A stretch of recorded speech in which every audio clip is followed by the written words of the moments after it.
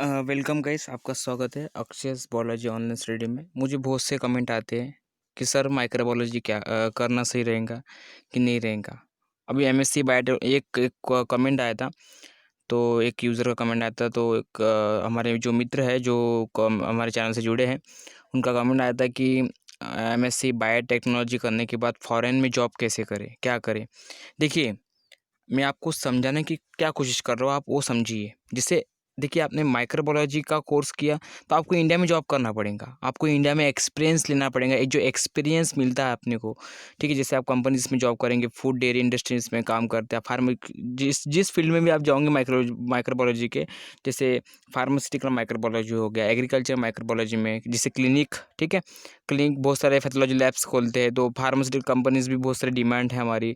Teaching की field में भी आप अगर जाना चाहते हो तो आप जा सकते हो इसमें।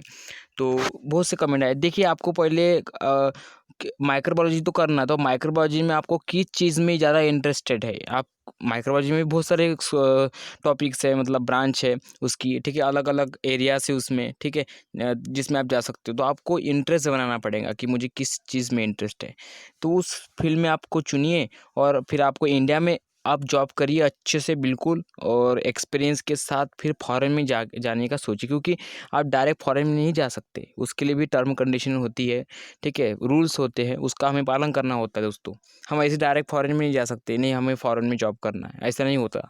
तो आपको पहले इंडिया में ये तो बहुत ही अपॉर्चुनिटी है माइक्रोबायोलॉजी की, पर हमें वो मिल नहीं पाती है, खास बात ये। अब बहुत से ऐसे कमेंट आते हैं कि माइक्रोबायोलॉजी करना सही रहेगा कि नहीं रहेगा। सही है, आप उस चीज़ को इंटरेस्टेड लीजिए अपने, मतलब आप उस चीज़ को ग्रहण कीजिए, जो सब्जेक्ट आपने लिया है उसको ग्रहण, मतलब उसको आप उसको मौजूद बनाइए। उस जो आपका जो सब्जेक्ट है, एक ही सब्जेक्ट पे फोकस कीजिए कि नहीं मुझे इस पे कुछ करना है, फोकस करना है।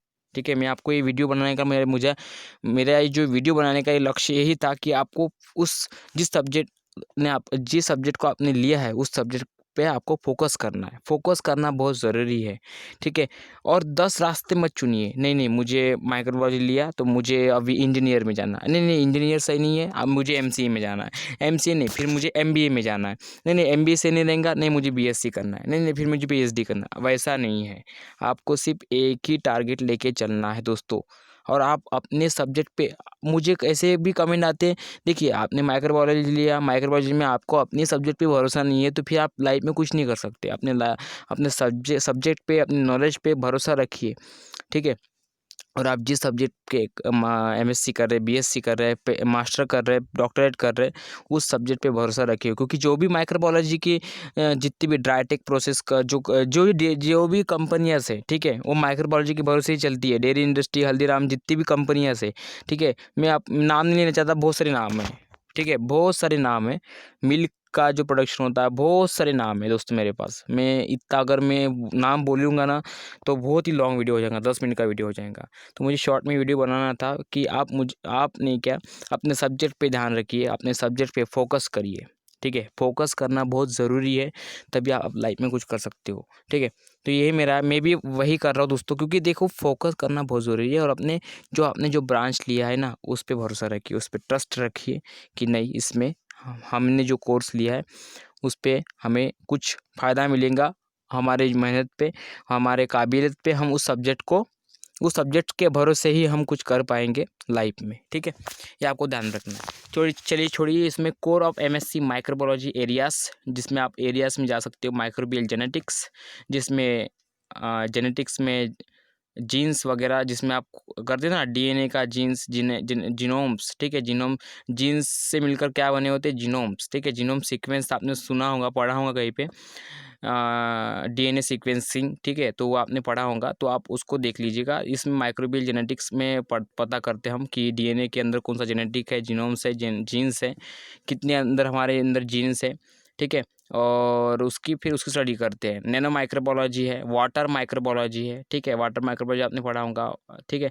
इंडस्ट्री माइक्रोबायोलॉजी है, और ऐसे बहुत सारे एरियाज है जिसमें आप वर्क कर सकते हैं दोस्तों। अब देखिए इसमें क्या होता है, एमबीबीएस जो कर रहे हैं, bachelor of medicine, master of surgery, शायद यही उसका फुल नेम है, ठीक है, MBBS. Bachelor of medicine, master of surgery, यही होगा, ठीक है, कंफर्म है मुझे। तो इसमें एमबीबीएस जो कोर्स कर रहे हैं ना, डॉक्टरेट जो भी कोर्स कर रहे हैं, उनको कम से कम 30 से 40% कोर्स तो हमारा माइक्रोबायोलॉजी का ही होता है दोस्तों। ये आपको पता नहीं होगा, जिसको पता नहीं आप ध्यान सुन लीजिए।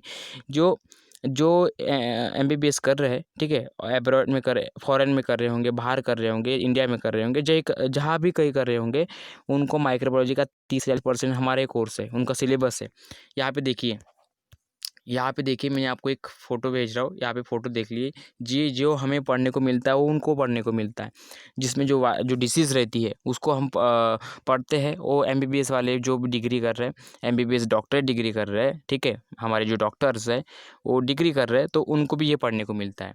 जैसे स्ट्रेप्टोकोकस, HIV, ठीक है, chlamydia, cholera, immunoglobulin, E coli, DNA viruses, streptococcus, diphtheria, tuberculosis, cryptococcus, clostridiums, helicobacter, malaria, EBV, sterilisations, anthrax, HPV, rickettsia, syphilis, typhoid, giardiasis, immunodeficiency disorders, ठीक है, डिसऑर्डर्स बोल सकते हैं, रोटावायरस, टोक्साप्लाज्मा, एजुलिनेशन, पेरिसिपेशंस, ठीक है, हाइपर सेंसिटिविटी, लेप्रोसी, मेडुरा माइसिस, ठीक है, रेबीज है, RNA वायरस है, अमीबिया भी बोल सकते हैं, एमोबियासिस, ठीक है, बैक्टीरियोडिस,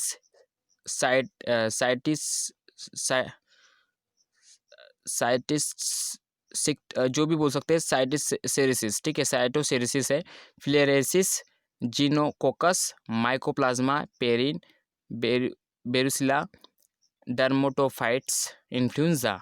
अभी आपने नाम सुना होगा इन्फ्लुएंजा का, ठीक है, H1N1 वायरस, ठीक है, उसका कुछ तो फुल नाम है HIV का, सॉरी, इन्फ्लुएंजा का, मैंने सुना था अभी, इन्फ्लुएंजा वायरस है कुछ, ठीक है, जो बर्ड में भी फैला है, ठीक है, पक्षियों में फैलता है इन्फ्लुएंजा वायरस। उसके जो स्ट्रेन है अलग अलग है, H1N1 है, H2N2 है, H1N8 है, बहुत सारे इसके जो स्ट्रेन है अलग अलग है इन्फ्लुएंजा वायरस के, ठीक है। और इसमें लिगोनीला, लेप्टोस्पिरा, ड्रग्स रेजिस्टेंस, PCR यानी पॉलीमर चेन रिएक्शन, जिसकी कॉफ़ीज़ बनाते हैं हम, अनलिमिटेड कॉफ़ीज़ बनाते हैं, PCR, ठीक है। PCR बहुत प्रकार की होती है, RT-PCR है, जिसमें एंटीबॉडी कितनी बनती है हमारे शरीर में, रैपिड टेस्ट PCR, और एंटीबॉडी PCR भी होता है, एक मोबाइल PCR भी, जिससे हम कोरोना का भी टेस्ट नहीं हुआ था दिल्ली में, हॉस्पिटल में लॉन्च किया था उन्होंने मोबाइल PCR का, तो वही है। बहुत सारे PCR होते हैं, ठीक है, शिगिला, एंकोलोस्टा, इसमें बहुत सारे नाम है यार, एंकोलाइस्टोमा, ठीक है, अलग अलग एस्परजिलस है, और डेंगू है, DNA, finger printing, function, herpes zoster, infective endocarditis, interleukins है, पेनोमाइसिटिस, प्रोटेस्टस, और रिवर्स ट्रांसक्रिप्टेस, RSV, और सैलेमोनेला। तो 59 इसके नाम है, और सॉरी मेरे से अगर कोई इसमें थोड़ी गलती हुई होंगी, क्योंकि जो उसके नाम है मैं भी पहली बार, मतलब जो पढ़े हैं मैंने माइक्रोबायोलॉजी में, कोई नहीं पढ़े है, तो कोई जो नहीं पढ़े है उसमें थोड़ी दिक्कत गई होंगी पढ़ने में, उसके लिए मैं क्षमा चाहता हूँ, ठीक है। तो आप उसको देख लीजिएगा अच्छे से। तो यही जो जितने भी ये वायरस है, ठीक है, 59 है, बहुत सारे वायरस के नाम है, ये तो 59 दिए इसमें, तो ये पढ़ने को उनको भी मिलता है, ठीक है। अभी इसमें सार्स वायरस ऐड नहीं किया है, मर्स वायरस ऐड नहीं किया है, कोरोना डिसीज ऐड नहीं किया है, बहुत सारे वायरसेस इसमें है, वो उसमें ऐड होंगे। तो देखिए, आप अपने सब्जेक्ट पे फोकस कीजिए और आगे बढ़ते रहिए। जय हिंद, वंदे मातरम। मिलते हैं नेक्स्ट वीडियो में, तक के जय हिंद, वंदे मातरम।